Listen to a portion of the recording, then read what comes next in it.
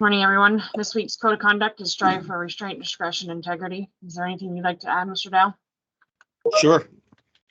How many of us have ever regretted doing or saying something, and then after the fact think, I shouldn't have said that. I shouldn't have done that. I know.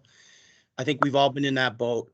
This code item says to me, stop, think about what you're going to do, and do the right thing. That's what this one says to me. So think about that as you're out there, either communicating, or if you're out there affecting the work or running a big piece of equipment, or somehow being involved in a situation where your impulsive actions could cause harm to someone else. So that's what I have on that one. For 123 days without a recordable injury. This week, we're going to be talking about grinder safety and the best practices. Always wear protective PPE, eye protection, hearing protection, and leather gloves. Use proper wheel size for the job. Each angle grinder comes with their own recommendation of disc size. Having a wrong size blade is dangerous. Very important to match the RPMs to the grinder. RPMs are noted on the face of the grinder disc or wheel. Safety guards. All the safety features on the grinder are there for a reason. The guards are there to be a barrier between your hands and your body from spinning disc. Also protects you in the event that the abrasive wheel or disc breaks or shatters. Guards never should be removed. Safety tips: whether you are working with a used disc or a brand new abrasive, you should always inspect the wheel first. Cutting wheels can take a beating during shipping, or being accidentally dropped during storage. An angle grinder is a very powerful tool. The most often spin anywhere from 9,000 RPMs to 11,000 RPMs. When tightening the wheel of the disc, always use the wrench to make it a snug fit. Many people hand tighten their wheels, which may be dangerous when in use.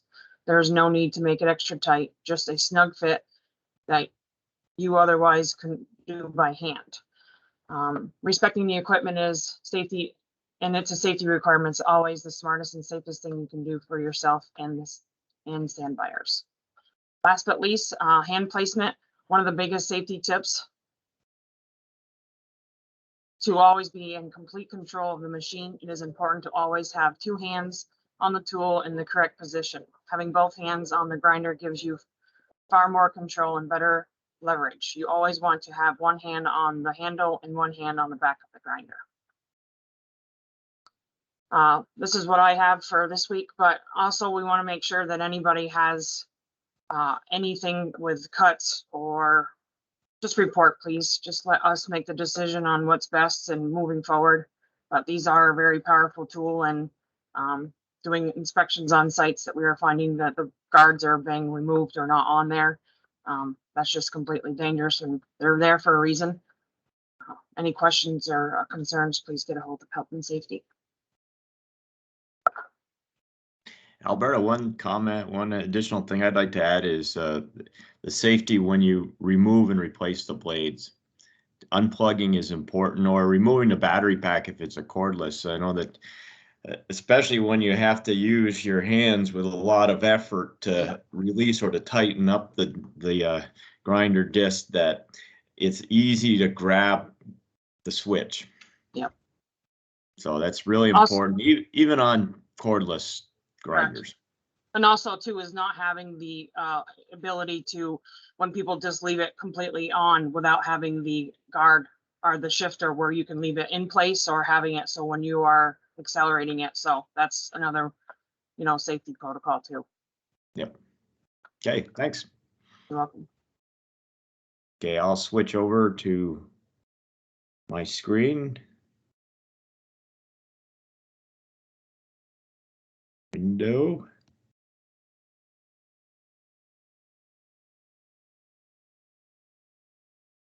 Okay, I think this is the right one. Grinder safety and best practices. All right. So for announcements this week, just another thing I mentioned last week was the pet food warehouse employee discount. You can ask for paperwork at the store. We'll also next week have a document link to be included, so you can just have it ready when you drop by. I understand it'll be not a whole lot, 5 or 10%. I don't know if it's across the board or if it depends on the item.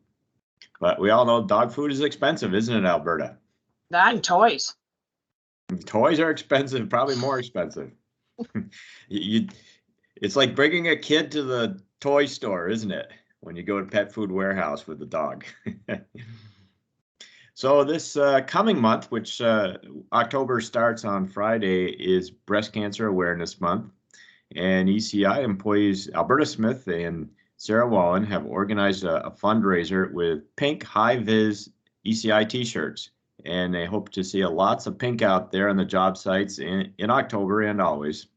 The shirts are $10 each, and that's a donation. So they'll gladly take more than $10, won't you, Alberta? Oh yeah, we're taking hundreds. Okay, that's good. And all proceeds go to the American Cancer Society. So all proceeds, every dime that gets donated or paid to the cause.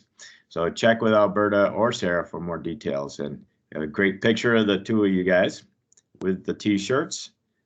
Never Stop Fighting with a pair of boxing gloves on the back and ECI logo on the front.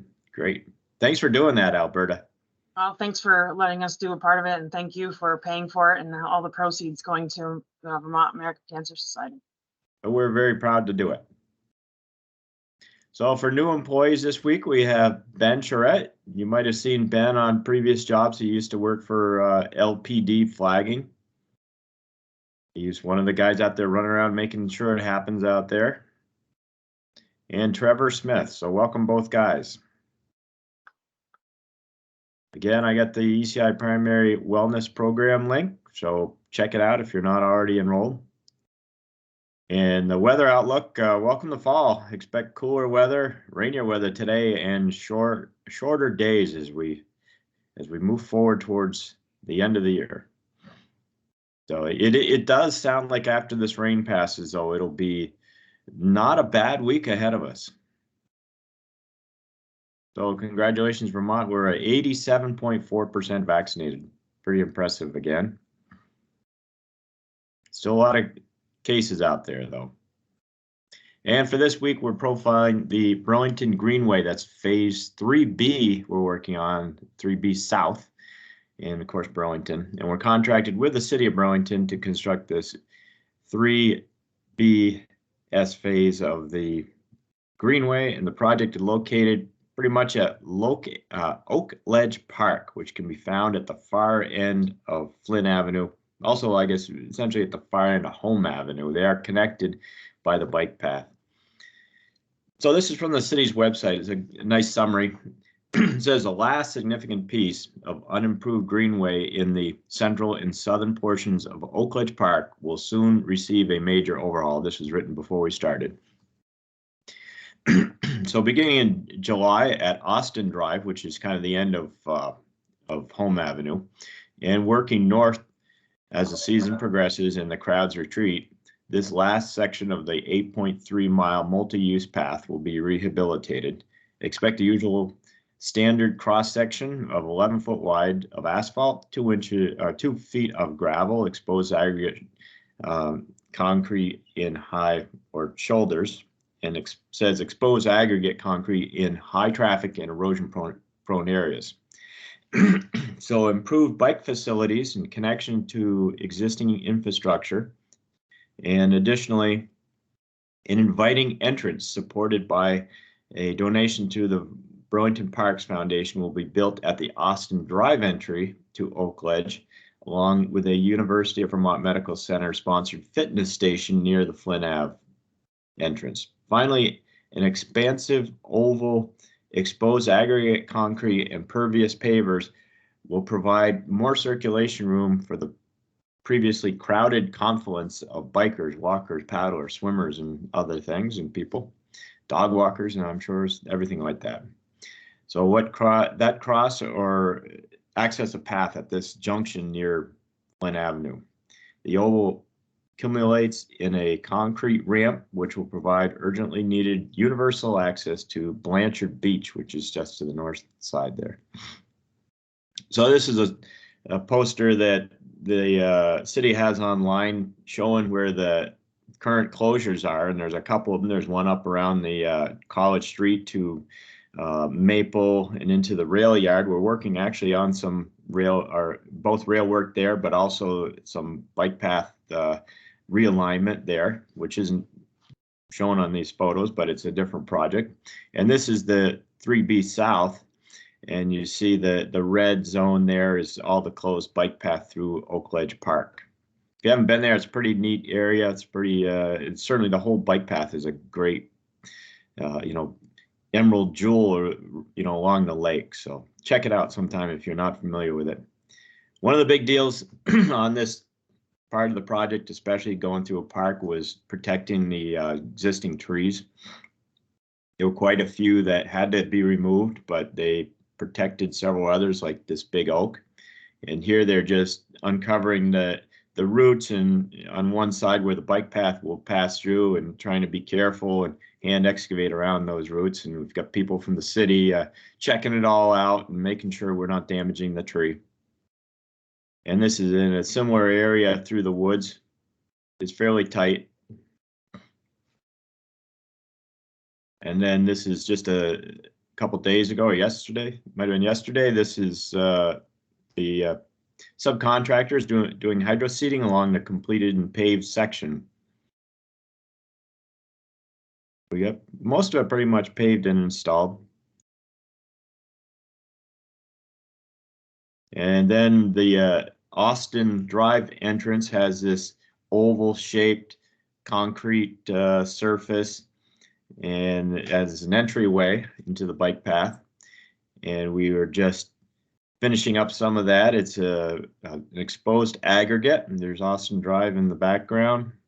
We're putting in curbing right yesterday, and there's the oval, and there's here's some of the close-up of the surface. It's a like a 1/2 inch concrete mix, aggregate mix, and it's a crushed aggregate too, so a little bit different. It looks pretty good for providing a rugged and abrasive surface so you don't slip and fall. Then that's the entryway, but this is kind of the central piece, which on the Flint Avenue side, we have started this, and I'll show you some pictures in a moment of the stairs. See the stairs heading to the top of the page drop down to the beach. So the Blanchard Beach is on the top part of the page, and the entryway is back at the bottom of the drawing from Flint Avenue. But this is where you know, the bike path and the beach users and everybody will pass through. A lot of concrete work in this, and the stairs and the ramp downward. There's a view of Blanchard Beach, and the guys are putting in the stair foundations yesterday, just doing the pours.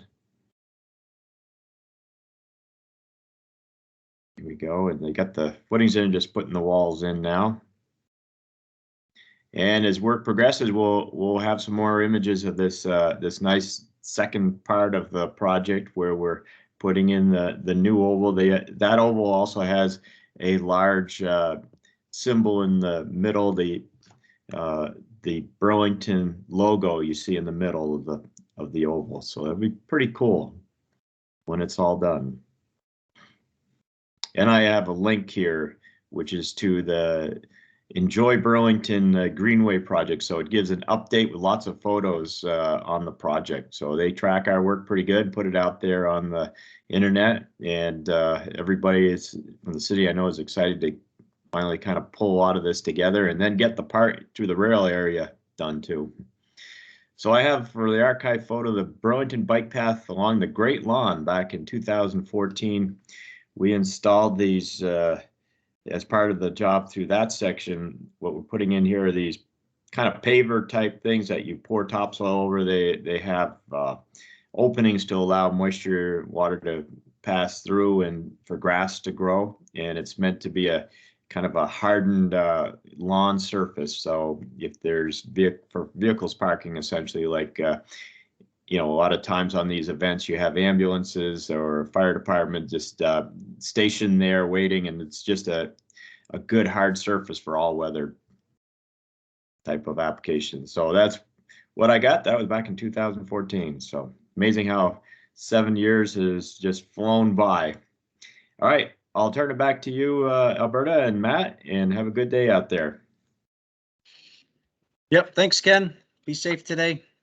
Thanks everybody for joining. Yep.